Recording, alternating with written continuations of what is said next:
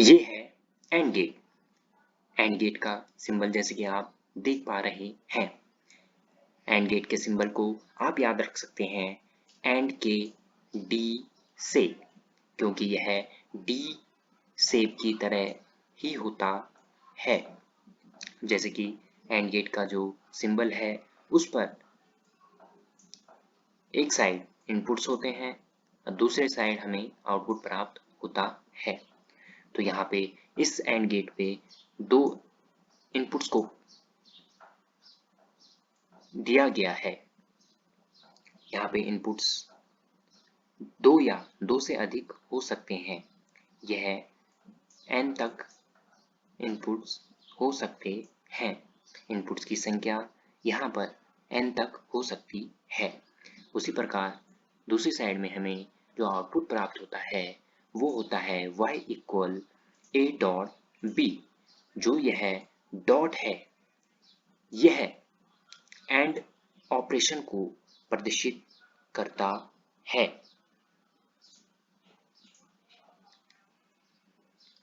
अब यहाँ पे हम ट्रूथ टेबल को देखेंगे जो एंड ऑपरेशन के लिए प्रदर्शित की गई है।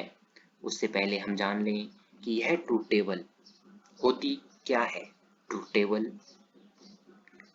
एक ऐसी टेबल है जिसमें हम जो पॉसिबल कंडीशंस होती हैं उनका हम इसमें अध्ययन करते हैं। तो ऐसी टेबल ट्रूथ टेबल कहलाती है। जैसे कि यहाँ पे दो इनपुट्स हैं a और b, और उसका जो आउटपुट है वो है y equal a dot b। अब हम जान लें कि यह किस प्रकार हमें आउटपुट प्राप्त होता है। जैसे कि यदि हम 1a पर 0 प्रोवाइड करें और b पर भी 0 प्रोवाइड करें, जो कि कंडीशन है हमारी फर्स्ट। जब हम a पर 0 प्रोवाइड करें, b पर 0 प्रोवाइड करें तो हमें आउटपुट पर 0 ही प्राप्त होगा। हमें यहाँ पे 0 ही प्राप्त होगा। इसी प्रकार जब हम a पर 0 इनपुट देंगे, b पर 1 इनपुट देंगे, तब भी हमें 0 ही प्राप्त होगा। जैसे कि कंडीशन नंबर 2 में आप देख सकते हैं a पर 0, b पर 1, तो हमें आउटपुट 0 ही प्राप्त होगा। अब हम तीसरी कंडीशन को देखेंगे जहां पर a पर 1 और b पर 0 प्रोवाइड किया गया है, तो इसमें हमें आउटपुट 0 ही प्राप्त होता है।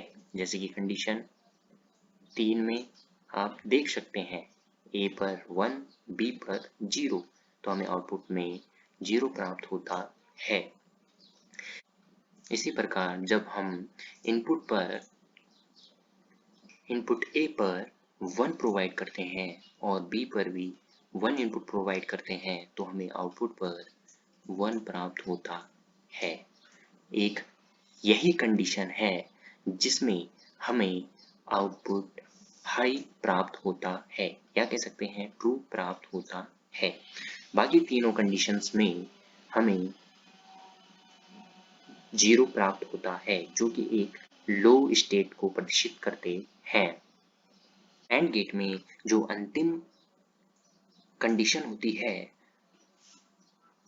जिसमें कि हम a पर 1, b पर 1 प्रोवाइड करते हैं तो हमें आउटपुट पर हाई स्टेट प्राप्त होती है। और यदि हम फिर कहें इस बात को तो हमें एंड पर हाई या ट्रू स्टेट तब प्राप्त होती है जब दोनों इनपुट a और b 1 हो, तब जाके हमें आउटपुट पर a डॉट b 1 प्राप्त होता है। तो ये था एंड ऑपरेशन।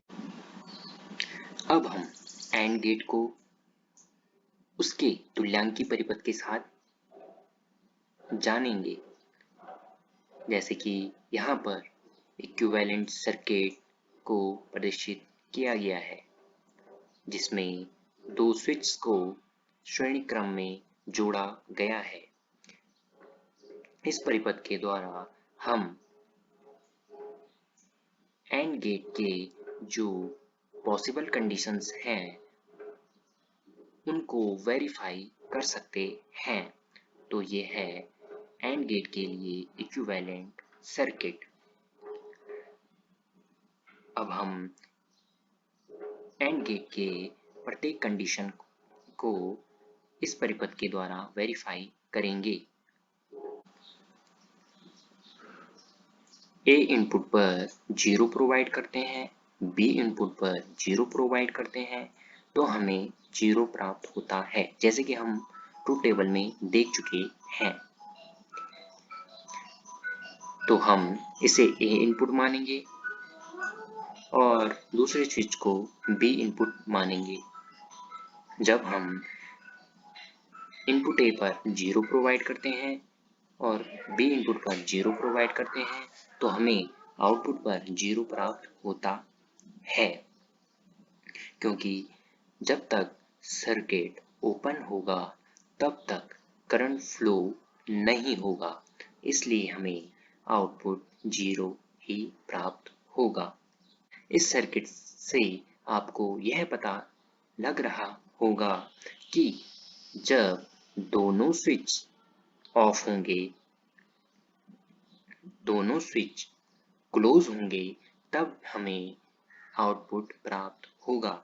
अभी पहली कंडीशन में जब A 0 है, B 0 है, तो स्विच ओपन कंडीशन में है, जिससे कि सर्किट ओपन सर्किट है और आउटपुट हमें इसमें 0 प्राप्त होता है।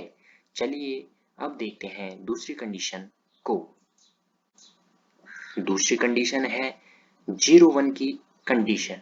जैसे कि आप देख रहे हैं, जो A है वो 0 है और जो B है वो 1 है। तो इस कंडीशन में भी हमें आउटपुट 0 ही प्राप्त होगा, क्योंकि इसमें सर्किट ओपन है।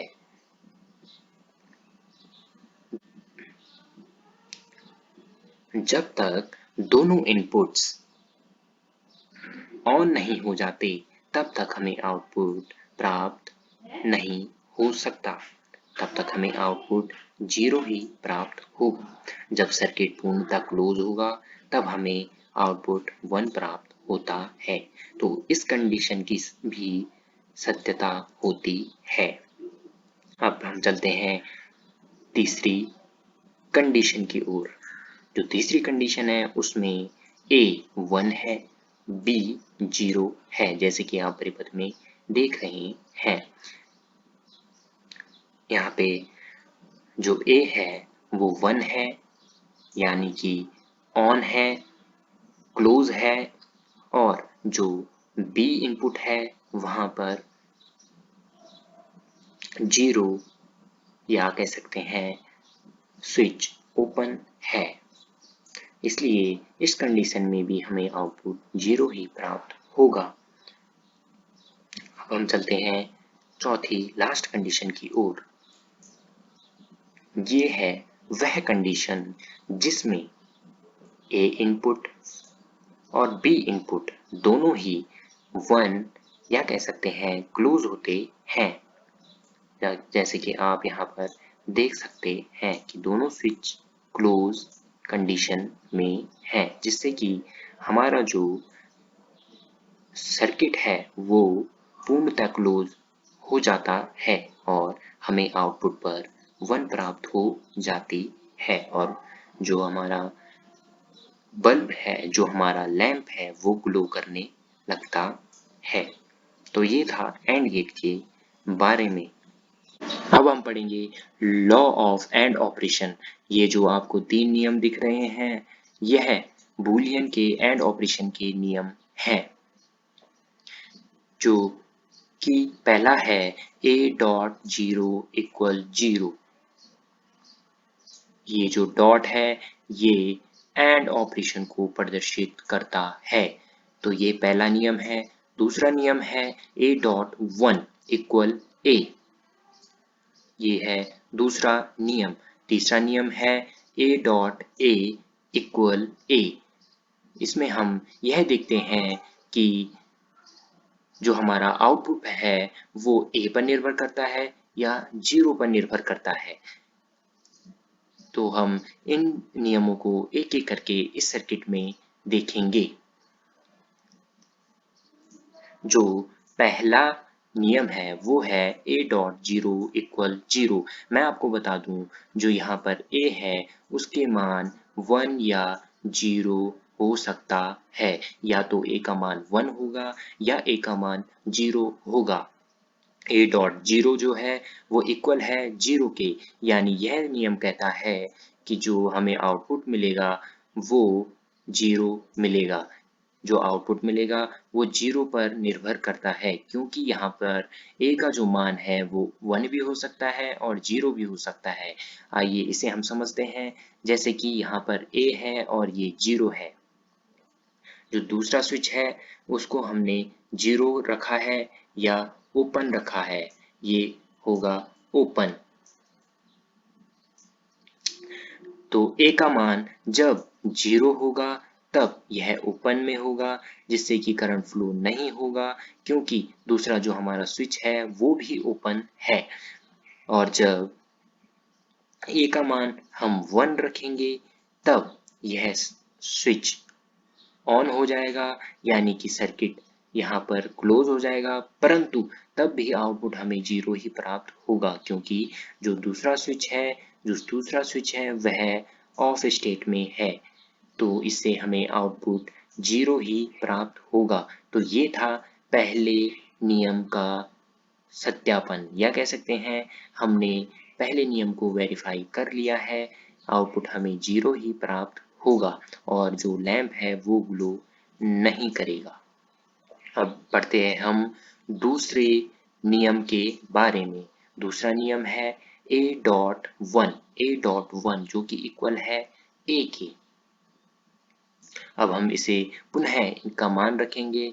ये ए है और ये पहले ही 1 है, ये 1 होगा, यानी ये जो दूसरा स्विच है वो क्लोज स्टेट में होगा। अब हमें परिपथ में पता चल रहा है जो हमारा जो सर्किट है उसमें जो आउटपुट है वो किस पर निर्भर करता है। तो वो करता है ए के मान पर निर्भर। यदि ए इक्वल 0 होता है तो यह ओपन होगा और आउटपुट पर हमें 0 प्राप्त होगा। और यदि यह 1 होता है तब हमें आउटपुट पर 1 प्राप्त होगा और जिससे कि बल्ब ग्लो करने लगेगा।